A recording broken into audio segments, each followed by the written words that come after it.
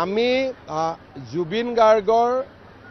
মই আজি আৰু আপোনালোকক দুৰ্ঘটনা বুলি কোৱা নাই জুবিন গাৰ্গৰ হত্যাকাণ্ডৰ চাৰ্জশিট আমি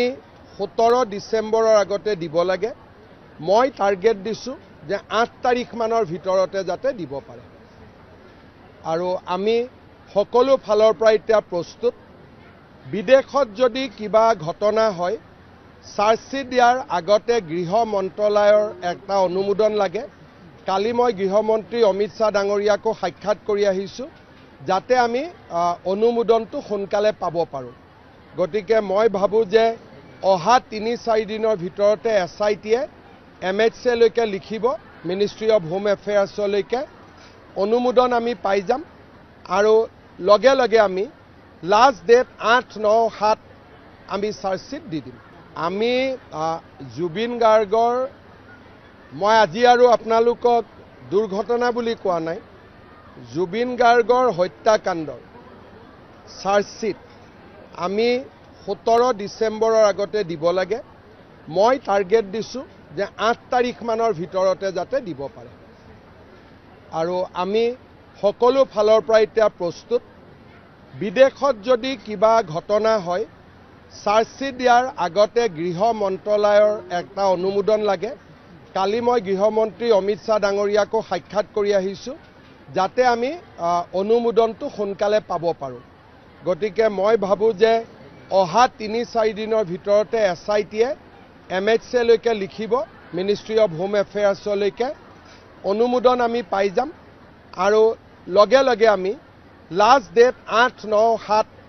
আমি চাৰ্জশিট দি দিম আমি জুবিন গাৰ্গৰ মই আজি আৰু আপোনালোকক দুৰ্ঘটনা বুলি কোৱা নাই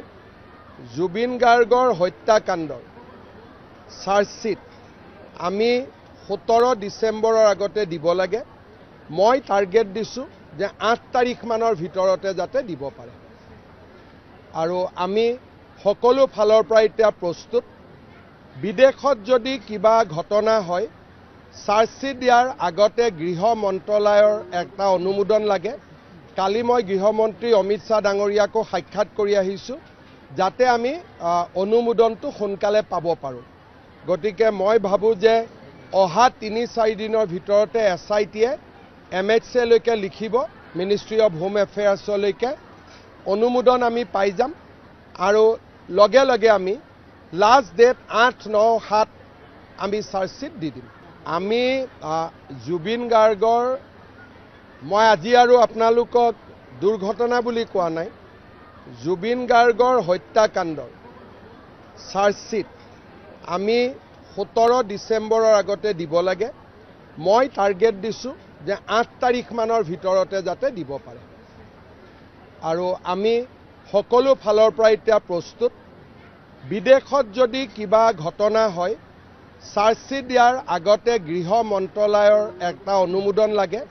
কালি মই গৃহমন্ত্ৰী অমিত শাহ ডাঙৰীয়াকো সাক্ষাৎ কৰি আহিছো যাতে আমি অনুমোদনটো সোনকালে পাব পাৰো গতিকে মই ভাবো যে অহা 3-4 দিনৰ ভিতৰতে এছআইটিয়ে